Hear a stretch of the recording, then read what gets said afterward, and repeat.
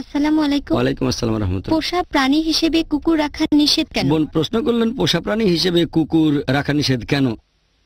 এ ব্যাপারে হাদিস আছে। মূল কারণটা সেখানে বলা হয়েছে, সেটা হচ্ছে আপনারা যদি বৈজ্ঞানিকভাবে দেখেন, আল্লাহ সবকিছু জানেন, যদি বৈজ্ঞানিকভাবে দেখেন বর্তমানে বিজ্ঞান আমাদের বলে যে কুকুরের মুখের লালা থেকে বেশ কিছু রোগের সংক্রমণ হতে পারে।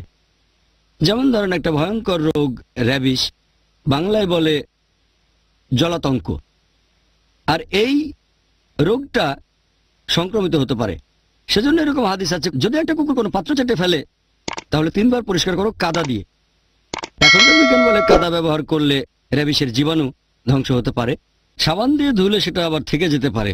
এগুলো বৈজ্ঞানিক তথ্য। সেজন্য কুকুর ঘরে আনলে তার মাধ্যমে জীবাণু সংক্রমিত হতে পারে।